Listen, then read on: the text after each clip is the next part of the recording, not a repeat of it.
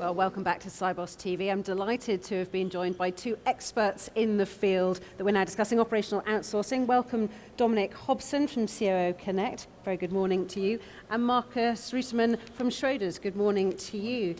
Dominic, I'd like to start with you if I can. Just what are the main issues around operational outsourcing, do you think? I think, Daisy, there's one big issue, which is risk. Outsourcing has been sold as a benefit to fund managers, in the sense that it lowers your costs, adds capabilities, enables you to focus on your core competence. I think now the regulators are waking up to the fact that very large fund managers are now exposed to very large custodian banks for crucial services like fund accounting, transfer agency, custody. And in the United Kingdom in particular, the regulator has actually addressed this issue directly and asked fund managers and global custodian banks what they're doing to manage this counterparty risk, because what happens if your global custodian bank falls over? Who's going to crack the NAVs for the retail mutual fund holders? Who's going to record the subscriptions and redemptions? And what happens to all these assets which are in custody? So risk is the big issue. So you're painting quite a bleak picture there. Marcus, do you agree? Doesn't sound like me. Do you agree with that? I do agree with Dominic that this is certainly one of the issues. And it's a bit more complicated than that. I mean, it depends on your operating model. In our company, we have decided many years ago to have the book of record in-house. That means that we can actually replicate data, which is outsourced. So in the unlikely event one of the top 10 global custodians being, inoperable, we can actually replicate data. I think the other issue is actually not necessarily whether you have a plan B, so you can move from A to B, but actually the fact that assets will be frozen by the administrators, that the fact that the top 10 global custodians are systemically important and unlikely to be just dropped. So it's quite a complicated matter. And this is why this concentration of risk or the operational risk has to be diversified.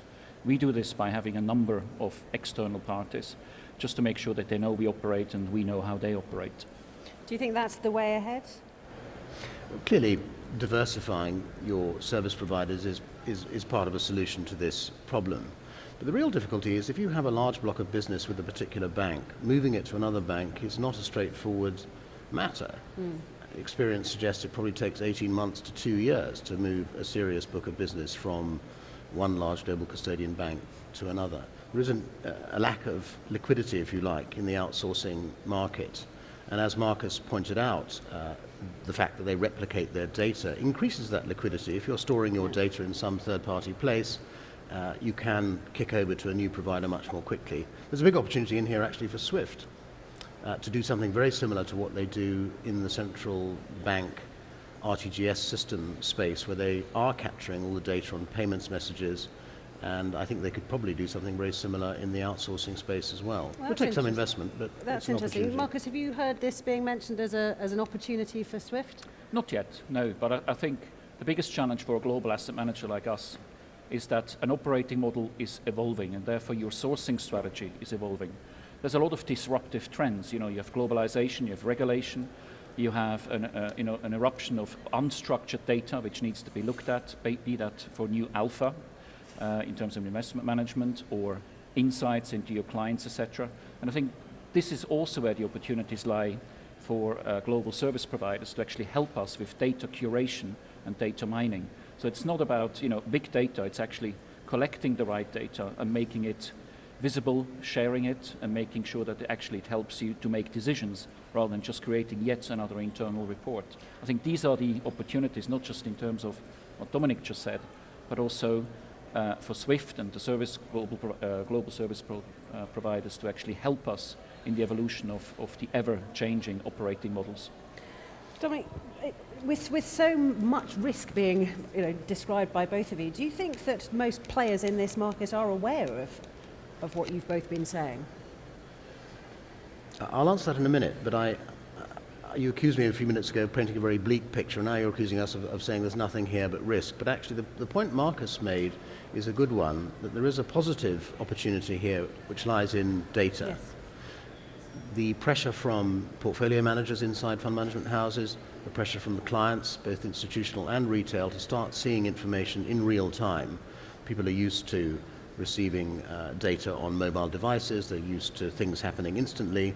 There is pressure now for the fund management industry to rise to that challenge. And it is a massive technological challenge. It's a massive data cleansing, data curation, this word which Marcus introduced me to a couple of weeks back. A whole new discipline is emerging to look into the data which banks are capturing and see if it can be made useful for decision-making purposes, for risk management purposes, and indeed for client reporting purposes.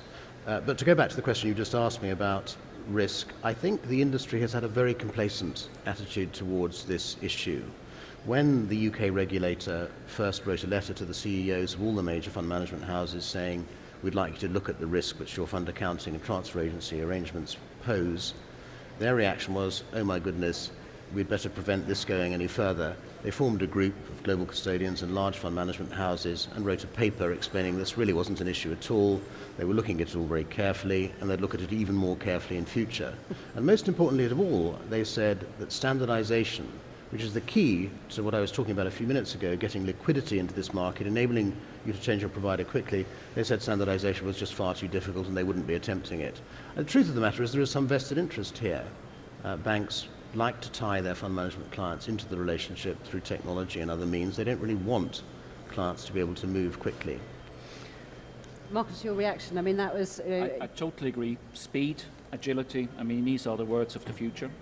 The global service providers can help us with the data management bit. They can help each other to actually standardize. There's only one problem, obviously, because some players actually make money from the inefficiencies of others. And therefore, there's not necessarily a P&L incentive beyond, the necessity that the industry should standardize. We would welcome it because also within our company, who operates in many, many different countries across 80 different legal jurisdictions in the world, to have an element of standardization because it forces us to have consistency of process end to end. Yeah. So that sort of relationship is something which we would definitely welcome going forward. And you don't want to find yourself dealing with 80 different bankruptcy or risk and resolution regimes if your assets are trapped in different banks around the world. I mean, this is a point Marcus raised at the outset is, one of the answers that we're given is that, well, if a large global custodian bank falls over, the regulators will keep it going long enough for us to get our assets out comfortably. I'm not sure I'd feel that comfortable with that risk, though you can see why people say it. Absolutely. But the future in terms of data is about data analysis and data scientists as opposed to data administrators. And if you have predictive trends and computers to help you to look at trends, some of the risks Dominic quite rightly highlights can actually be predicted, not all of them. And this is why agility is the most important attribute you can actually have going forward. Well, it's obviously going to be a very enlightening session. When is the session, the panel session? 2 o'clock. 2 o'clock. 2 o'clock. So if, as I'm sure this has whetted your appetite for more discussion along this vein, tune in to where both gentlemen will be doing their session at 2 o'clock. But right now, from me on Cyboss TV, that's it. Thank you very much.